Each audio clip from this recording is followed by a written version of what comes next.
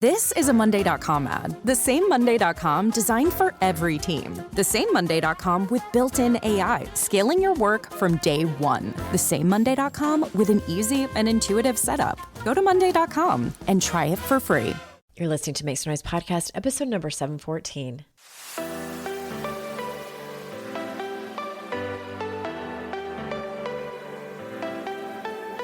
Welcome to Make Some Noise Podcast, your guide for strategies, tools, and insight to empower yourself. I'm your host, Andrea Owen, global speaker, entrepreneur, life coach since 2007, and author of 3 books that have been translated into 18 languages and are available in 22 countries.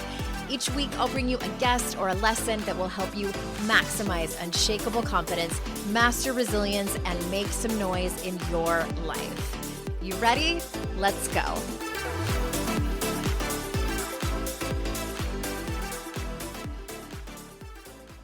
Hi, everyone. Welcome to another episode of the podcast. I'm so glad that you are here. And you may have noticed that last week there was no podcast episode. That was because I just couldn't.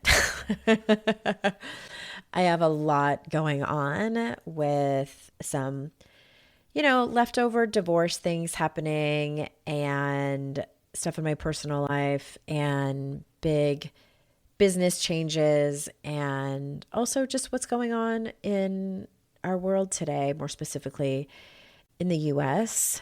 And it was all just kind of too much, and the time snuck up on me, and all of a sudden I didn't have a podcast episode. I feel like this may have been the first time I've done this. I've maybe done it once before in 700 episodes, so I'm not feeling guilty about it. Everybody needs a break sometimes. But I'm back, and I just sort of turned on the microphone and decided to talk because that's really sort of what I do best.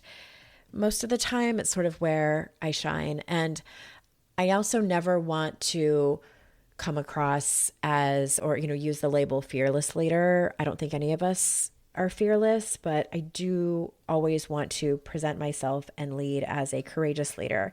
And so I'm being courageous now by just turning on the mic and going for it, knowing that I am also exhibiting self-care and just nurturing myself.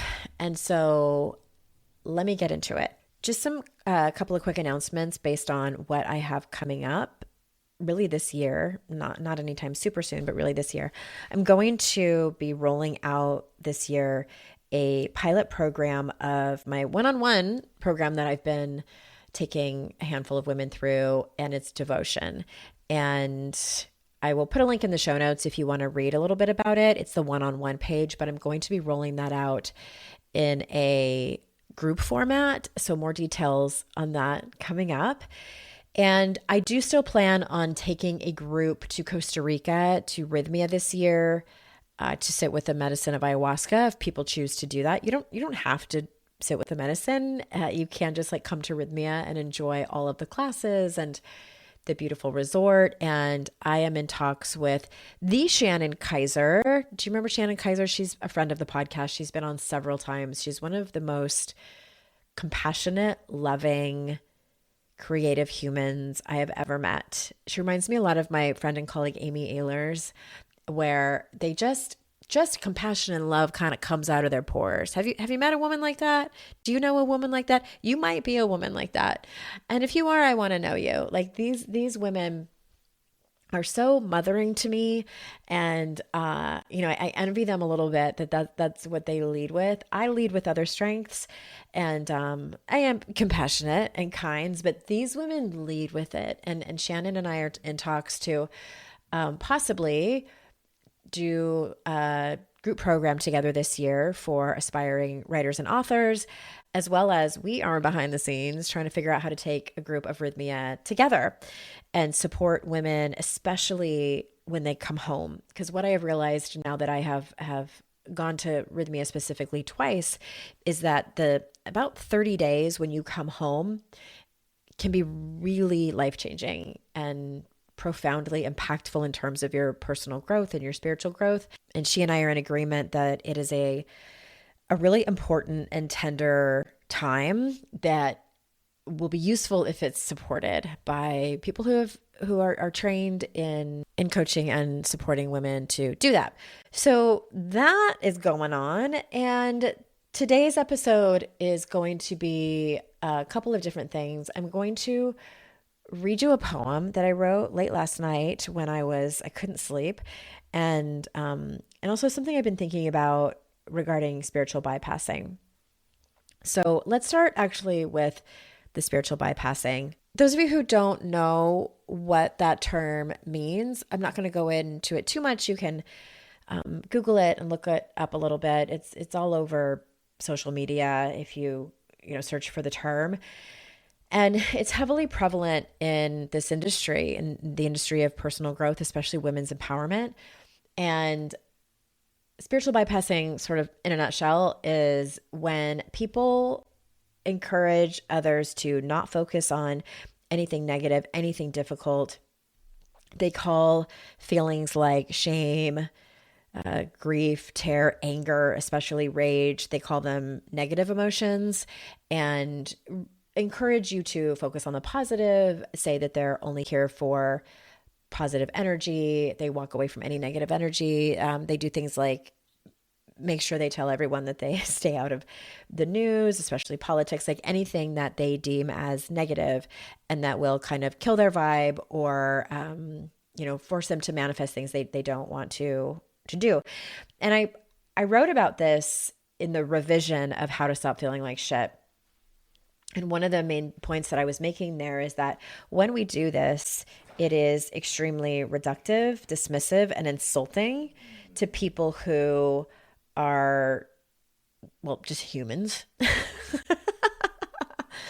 And it's especially reductive to people who have trauma and also who might have some kind of neurodivergence where they don't sort of think in a linear way or, have the ability to sort of have the resilience that people who spiritual bypass are promoting. And so the reason that it popped into my mind was, I think it was either last week or the week before. It was the week I was pissing people off on my personal Facebook profile. And side note, I posted twice on Facebook about what's going on in Minneapolis, and I got a lot of DMs, and also I sent DMs to some things I had posted in my stories on Instagram.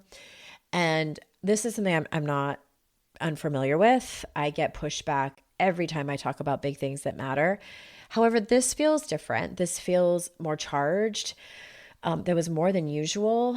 I even got a comment, you guys. I'm just going to throw him under the fucking bus. My former brother-in-law, I always talk about my first husband, the one who had an affair with our neighbor and got her pregnant. It caused me unfathomable amounts of trauma that I was still in 2024 was closing the loop on, that I still had a dream about him about a month ago that was like so symbolic about like letting him go, because I had found a note. Did I tell you guys about that? I found a note that he had written me probably, we broke up 20 years ago, and 20 years ago this year. And so this note could have been from 25, 30 years ago. Somehow this note had managed to find its way into a bin like a storage bin, those plastic bins that had photo albums and memorabilia. It was tucked underneath something, like folded up, and it was a love note. It was a short love note. Anyway, I did a ritual. There was a bay leaf and a Sharpie involved, a candle, some sage, all of my accoutrements that I use when I do things like this. And that motherfucker burned bigger than I thought it would in my cauldron. Yes, I have a cauldron because I burn things safely. I was worried that the smoke alarm was going to go off. It did not. But that night I had this like prolific dream about him. And then how many days later was it? Maybe 3 days later, his brother, whom I didn't even know I was still Facebook friends with, left the most hateful comment on one of my Facebook posts. It's a public post. And he chose to come after me. And it was shocking, but not shocking. out of all of his brothers, if someone said like, which one do you think would like try to publicly shame you on Facebook? I would be like, yeah, Sean would. Anyway, I am just naming it because it's there if anybody wants to go and see. And I just don't care anymore about like hiding his privacy. And I'm like, if you're willing to come to my public page to defend your misogyny and say such hateful things, which are laughable. The thing that he said, like, I literally laughed out loud when I read it. Like what he accused me of, it was so funny. So I'm like, I'm leaving your comment there for everyone to see what your last name is so they can, if they want to be sleuthy, find out who my first husband was. I don't give a shit anymore. I don't. You can fucking sue me. I don't care. Nothing I have ever said is untrue, and I could prove the vast majority of it. Anyway, that's not what I came here to tell you. As I was saying, I have had a lot of just really strange comments. And one of the comments that I got was from someone who I think is a liberal white woman. I've never met her in person before. I have a lot of Facebook friends, people I have never met. So there was a while there where I was kind of using Facebook like LinkedIn. And I think a lot of coaches were. And so I have probably a couple thousand people on there that I don't know. And this woman comes in and says, I am leaving your page, basically like saying she's going to unfriend me. Not because I disagree with what you said, but because I think that your post is, I think she said hateful. I can't remember exactly what she said, but it was something about like negative energy and I don't want to surround myself with this. And I did reply to her, and several of my Facebook friends replied to her. And a couple of things were decided by me in that moment. One is that I cannot feel responsible for any conversation that happens in the comments of my posts, because I used to feel like I had to sort of be the referee and the mediator between, like, when people were starting to argue. I looked at it as like people were coming into my living room and having a conversation, and so like I had to be a good hostess. No more. I'm not that version of me anymore. I am not responsible for adults having a conversation. Adults who are coming to a public forum. We've had social media for over 20 years now. We understand how things work. And so if I post something that triggers people, which I'm gonna, this is what I was born to do. This is literally my books, all of it. I show up the same, if not even more passionate on social media than I do in my books. And so I am now looking at it, and I read this somewhere on another person's social media post, and she said, I look at this as social media is our town hall. It was actually an expert who was talking about the intersection of politics and social media in modern times. It's really fascinating. And that's how I look at it now. Facebook, Instagram, TikTok, all the threads, even Twitter, whatever. It's a town hall. And so I hope that gives you permission to post whatever you want, and then just let people do what they need to do. If they're fighting amongst themselves, then allow it. Like that, let them be adults. Like that's the boundary that I'm personally setting. And so regarding the woman's post who I felt was spiritual bypassing, and what I wanted to come here today and say, my point is that this happens the vast majority of the times that this happens, at least that I have seen in my experience, seeing it for many, many, many years, especially in the women's empowerment industry, is that it's made by white women. And I think I know why. I believe that there are men who keep their boots on our necks. And what I mean by that is do everything in their control to keep us quiet and to keep us in line. And they use certain tactics to do that. I don't need to get into it, you know. But women do the same thing, but they do it differently. And again, this usually happens by white women, and it's women who are still unconscious enough to the point where they probably don't even realize that they are upholding the very systems that are keeping them down. They're upholding misogyny and patriarchy by asking women to stay in their lane. They're asking women to stay positive, to stay the good girl, to stay the good woman. We only focus on kindness and comfort and compassion, our version of compassion. And what that looks like is I'm only going to focus on the positive. It's purity culture dressed in a different outfit is what it is. Because the more kind we are, the more pure we are, the more we try to remind women to stay in their lane, the closer we are to white men at the top, because we're conforming to patriarchy. We're helping. We play a supporting role. This is how women play a supporting role in patriarchy.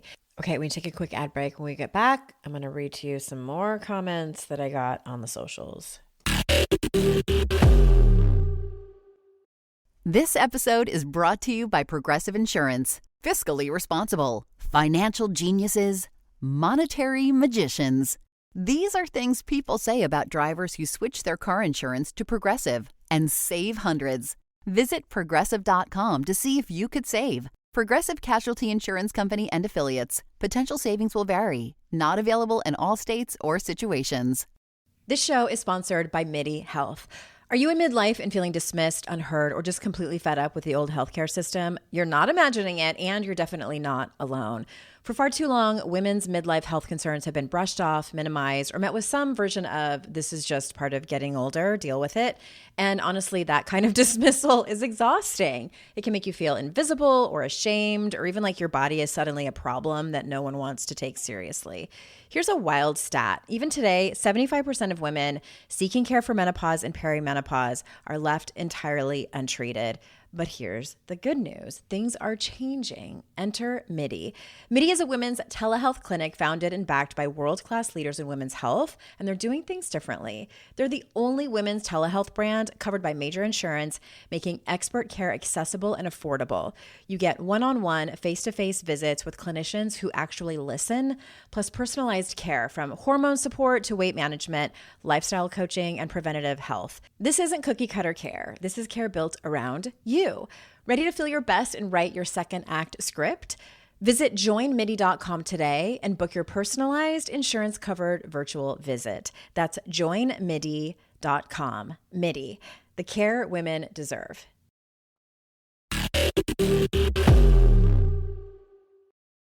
So there's spiritual bypassing that does it. I got another DM. I had posted a meme in my Instagram stories that says, Alex Pretty was protecting women, something MAGA has never done. And a woman who I don't know, who followed me on Instagram, replied to that and said, "Oh, stop it. You look like such a fool." And that was so interesting to me. Like, I'm like, what a weird comment. What a weird comment. And I always try to see where they're coming from, not so that I can defend them, more so for my own emotional boundaries. Because if I allow myself to get angry about her comment, that is not, that will not fuel me. Because there is anger that does fuel me. And I'll get to that in just a second. But one of the reasons that I try to see where they're coming from is because it allows me to have just a little bit of compassion for them. Like, I feel bad that they are so unconscious, that they are just hanging on to that last thread in the American flag, right? And just like, can I keep my proximity to power? Can I keep the people that I'm hoping will protect me, who promise to protect me? I'm hoping that dream actually comes true and it comes to fruition. So in order for them to hold on to that, they turn to shaming women like me who are speaking out about it in hopes that we will stay in line, in hopes that we will follow the rules, just like that other woman who was spiritually bypassing me was doing. So both of those women really have the same goal, even though they might disagree with each other politically, but the goal is the same. There was one more comment that I got from a woman that I'll tell you about, and then I'll move into this poem that I wrote. There was a woman who I actually went to high school with her. We weren't friends in high school, but we never had any problems. We were more acquaintances than anything. And we've been Facebook friends since the beginning of Facebook, like when, I was just friending all the people I went to high school with. And we've commented on each other's like family stuff here and there. And I posted, and her first sentence in her comment was, "The bullying in this post is disturbing." And then she wrote a few more sentences, and I responded. And later she DM'd me and said, "I wasn't talking about your post. I was talking about the rest of the comments in your post from other women." To be honest, I don't know if I believe her, but let's just say the comment was posted to me. And I want to be fair, because she did DM me and say it wasn't your post. The way she made it sound, it very much was, because she said post, not comment section, but maybe it was just a typo. And the way that I received that was tone policing. And so I am someone who is incredibly direct. I don't hold back. I'm very forthright. But I do try my best to not be mean or cruel, or I really try my best not to be passive aggressive, because that tends to be my go-to. Sarcasm, also my go-to. So I try to stay away from all of that. And when I write, I try to come from a place of wisdom and come from a place of maturity, and also come from a place of kindness and love and compassion. That isn't always easy when you are an Aries sun with a Gemini moon. My Venus is also in Gemini, so all you astrology girlies are going, "Oh, now I get Andrea." Okay. But that, if her comment was towards me and my post, it's tone policing. And tone policing is when people, men or women, comment on a woman's opinion, and they look at it as bullying when really they just are offended and got their feelings hurt, because those are two different things. I looked it up because I wanted to make sure. And I'm like, I feel like you just got your feelings hurt, but let me double check and check the internet to make sure that I'm right on that. And I was right on that. But tone policing is another way patriarchy keeps women in their place and asks them to stay in their own lane. Because we all know, we were conditioned to understand that nobody likes an angry woman. And if you verge on hysteria, we're going to call you crazy. And so that's all I'm going to say about that. This podcast, this is a women's empowerment podcast. So you bet your butt, I am going to bring you everything I can about women's empowerment. And I would be just as bad as someone who spiritually bypasses if I completely ignored it and just stuck to quote unquote business as usual. And I just can't do that. And for what it's worth, in 2020, when George Floyd was murdered, I think it was traumatizing for a lot of us for many different reasons. And for me, one of those reasons was because that was the year I got sick. That was the year my body started to fall apart. My marriage started to fall apart. My work started to fall apart. I started to fall apart. And it was sort of like the beginning of the end. My third book came out in 2021 that I was told by the publisher that results were dismal. And so that was an incredibly difficult time for me. And I made the decision to not talk as much about really big things, even though I knew that they mattered. And I always knew I would come back. But it was a long moment, a much longer than I expected moment of me having to work through some really big trauma that was coming at me from several different areas of my life. It was layered and it took a minute. I turned 50. The planet Chiron came back for me. And so here I am. I'm back. I'm better. I have more tools in my resilience toolbox. I learned a lot over the last 5 years in terms of what I need to do in order to lead from a place of courage instead of a place from panic and fear. And if I would have spoken out about these big things that matter back then, a handful over the last few years, I would have not been okay. And I probably wouldn't be back. I probably would have just quit everything, shut the podcast down, shut down making books, shut down my coaching business, and gotten a regular job. You guys, I spent 8 months in 2023 looking for a job. That's how bad I was. And part of it was because I knew I was, about to be a single mom once I moved out of my house. And it was just an incredibly difficult personal time. And I'm finally ready to be a little bit more transparent about it. And I just wanted to take accountability for that and take responsibility for that.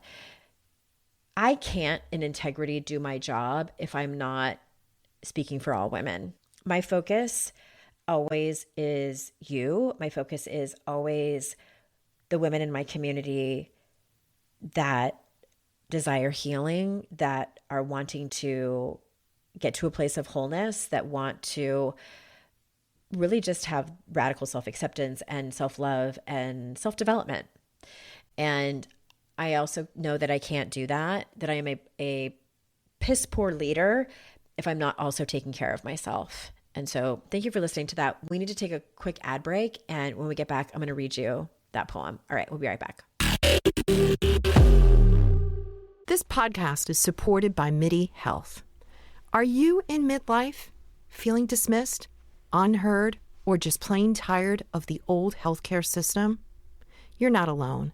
In fact, even today, 75% of women seeking care for menopause and perimenopause issues are left entirely untreated. But it's time for a change. It's time for MIDI. MIDI's not just a healthcare provider. It's a women's telehealth clinic founded and supported by world-class leaders in women's health. Their clinicians provide one-on-one, face-to-face consultations where they truly listen to your unique needs. They offer a full range of holistic, data-driven solutions that isn't one-size-fits-all care. This is care uniquely tailored for you. At MIDI, you will find that their mission is clear: to help all women thrive in midlife, giving them access to the healthcare they deserve. Because they believe midlife isn't the middle at all. It is the beginning of your second act. Ready to feel your best and write your second act script? Visit joinmidi.com today to book your personalized, insurance-covered virtual visit. That's joinmidi.com. MIDI, the care women deserve. This Friday, I love him. Whatever our souls are made of, his and mine are the same. experience the greatest love story of all time. Why did you leave me? Why did you betray your own heart? A film by Emerald Fennell. Heathcliff. Kathy. Margot Robbie, Jacob Elordi. Kiss me and let us both be damned. Wuthering Heights. Original songs by Charlie XCX. Only in theaters Friday. Experience it in IMAX. Rated R. Under 17. Not admitted without parent. Okay, I know that I said before the break that I was done talking about that, but I do want to say one more thing about spiritual bypassing that I missed, that I wanted to mention. And so I saw a Instagram reel earlier today with actually someone I admire and respect in this industry. She's been a guest on this podcast. I follow her work for like my own personal growth. And she was talking about emotions and, in a nutshell, encouraging people to notice when they were feeling, and she said it, the thing that triggers me, she said, notice when you're feeling negative emotions. Like, what examples did she give? I think she gave anger, fear, and then I can't remember what the other ones were. But I mean, she had me at calling them negative emotions. And I commented and I told her, I said, I deeply respect you and your work, and this is spiritual bypassing. And here's sort of what I said in the comment that I'm going to say to you. There is, emotions are morally neutral. Like, they don't have a positive or negative. There's no, if you're going to go into quantum physics and talk about the vibration, yes, are there low vibration and high vibration? Correct. Yes, I do believe that. But that doesn't necessarily make them good or bad, positive or negative. We are humans at the end of the day. We are not robots. We are not inanimate objects that put off energy and vibrations. We are human beings. We are emotional, spiritual beings who think. It took me a long time to accept that, because I wanted to be just a human who thinks and like sometimes has emotions and then I can control them. That is actually not the case. Please trust me. I have tried. It's not the case. So I have surrendered. And I know that I am an emotional, spiritual being who's having a thinking experience over here as well. And so when we label our emotions as positive or negative, we start to negate the importance of all of them. When we put higher value on any of them, we start to sort of break parts of our soul off and ignore them and try to bury them alive. I think it was in How to Stop Feeling Like Shit. I said, we cannot bury our feelings alive and hope that they die. They will not. Feelings are information. Feelings are data for us. Feelings are our body's way of processing information that we receive in our brains. It's our body's way of taking care of itself. We are going to encounter fear. We are going to encounter shame, grief, rage, anger, all of these feelings. I call them heavier. Sometimes I call them the more difficult to process emotions, but they are not negative. And I wish to God personal growth experts, thought leaders, coaches, therapists, what have yous would stop calling any emotion positive or negative. It is harmful. It is reckless. It is dismissive. And quite frankly, it's insulting to people as a human. That is a hill I will die on. Even if it's a swampy ass hill, I will die on it. Okay, that being said, terror, fear, even shame are emotions that do have the capacity and ability to keep us frozen and stuck. Absolutely. That doesn't mean that they're negative. It just means that they, in terms of action and what they sort of propel us to do, you know, anger oftentimes and rage pushes us to take action. Guilt will often create self-awareness so that we don't do this thing that we are feeling guilty about. So like if it was a mistake, that we don't do it again. But shame and fear and terror absolutely will keep us stuck. And people at the top, this government administration, abusers, that's what they want. They want us to stay in those places. They want us to be shocked. They want us to have our heads buried in the Epstein files. They want us to be so confused, like, oh my gosh, what's going on over here in Minneapolis? Oh my gosh, who's been named in the Epstein files today? Oh my gosh, what women's rights are they taking away in terms of our bodily autonomy? And so we're ping-ponging all over the place, trying to figure out what the tragedy du jour is that we're going to grieve over, and that will keep us stuck. Absolutely. That's what they're hoping for. It allows them to stay in power. It allows them to keep committing egregious crimes so that they can stay in power. This does not mean, I am not saying, ignore your fear, ignore your terror, push away all of these emotions that keep you stuck. No. My hope is that you notice that when you're in it, you notice when you're in those places, you have the awareness. You make sure that you feel neutrally about it. You're not beating yourself up for being there. You're also not trying to jump to positive affirmations and convince yourself that everything is fine. My hope is that you lean on resources that you have, whatever it is that you need to do to alchemize, to metabolize, to move these emotions through you, because emotions are energy. They are absolutely energy and they need to be moved. And most of us have spent our entire fucking life trying to push them away, making us and others wrong for having them in the first place. When was the first time you ever remember somebody telling you, you don't need to be afraid of that? Don't cry. all well-meaning people are doing this because it makes them uncomfortable to see you in those places. But we are used to and trained to push away emotions. And at the very least, if we can't do that, then we just don't talk about it and we pretend we're fine. One of the reasons that we tend to do that, to shove down our heavier emotions, to pretend like we're fine, is that this is because we learned pretty early on that this is how people want us to be. We are valued more if we are happy and cheerful and optimistic and full of joy. I have firsthand experience of being with someone who, once they found out that I had multiple dimensions and that I wasn't always this upbeat, high energy, cheerful person, they didn't like me very much. They didn't like the fact that I was sort of like breaking character for them. They had put me into a sort of box, if you will, of a perspective of how they wanted me to be. And when I broke their rules that I didn't even know about, it caused problems. And so if you've ever been in a relationship with someone where you know that they like you, this could be a parent, partner, sibling, friend, anyone, you know that they love you rather, but you get the feeling that they don't like you very much, you're probably right. I know I was.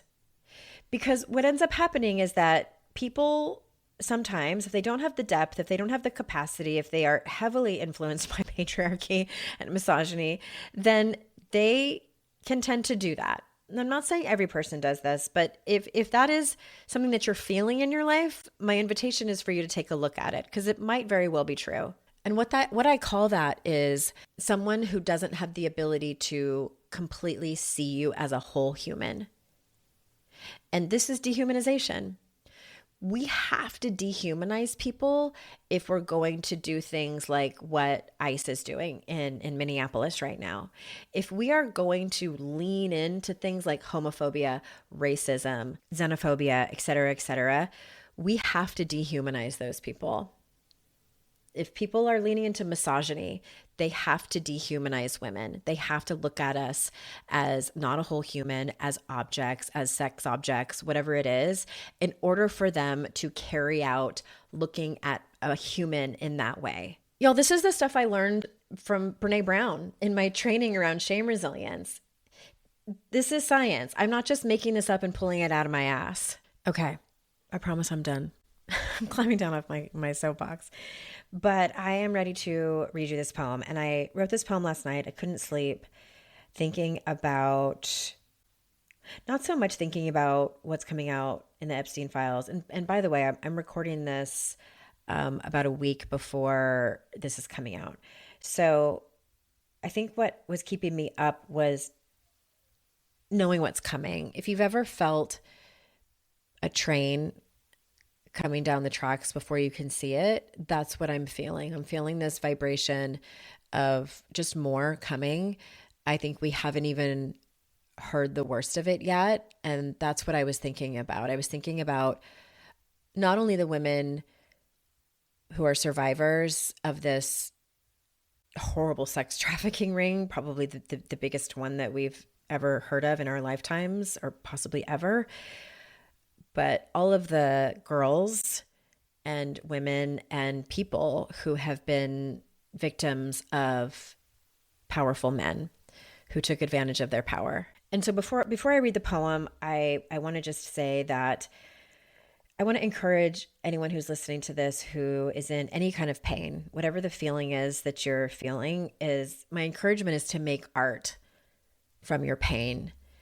I always tell people how important it is to have the thoughts in your mind that are swirling around that you might be ruminating on, and allow them to move through your body, through the cells of your arms and out your hands. Or if you make art with other parts of your body, that's of course. But you know, most of us make art with our hands, and whether it's painting, writing, writing music, even if you're singing, you're moving the pain, you're moving the feelings through your body. Even better if you could have it come out of your throat, out of your throat chakra, and just make art from your pain. Art has the capacity to heal people. Art has the capacity to tell your story. Art has the capacity to allow you to leave your pain on the page or in the song or in the quilt or in the meal that you've made, whatever your creative modality of choice is. Mine happens to be writing most of the time. That's the thing that satisfies my soul. It doesn't necessarily have to be yours. And part of my healing is reading things like this to you. And so I appreciate your time and that you are bearing witness to my art that stems from my deep, deep sorrow, grief, and pain. It doesn't have a title, so I'm just going to read it. Do you hear that sound? It's the sound of millions of breaking hearts cracking open as we all read the names of terrible men. The sound of trauma being revisited and repeated, like an old record you thought you broke to pieces and buried under a rock in the backyard of your childhood home. The sound of a country hanging by the last thread of her tattered flag, a flag that she beat and burned herself because she was built on a foundation of violence.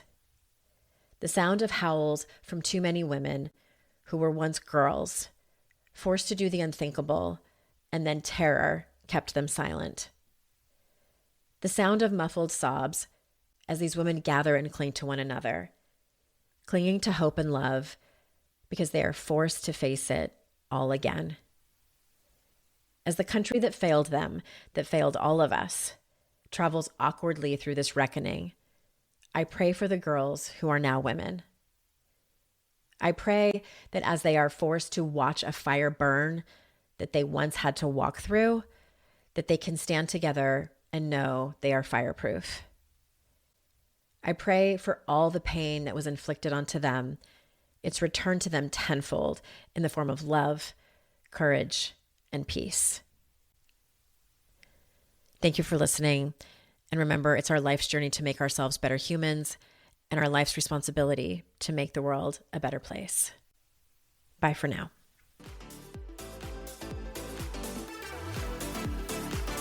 Hey everyone, thanks again for listening. I would be so incredibly grateful if you haven't done so already, if you could leave a review of this podcast on Apple Podcasts. Super easy if you already listen to your shows over there. But if you don't, or maybe you have the app on your phone, but you listen to this show on a different app, if you could leave a review for this show, it matters so much. I wish I could express how much it matters. I also wish that it didn't matter so much, but alas, it does. So if you haven't already, please go review and rate the show. It would mean so much to me. And thank you so much. I hope you have an amazing day.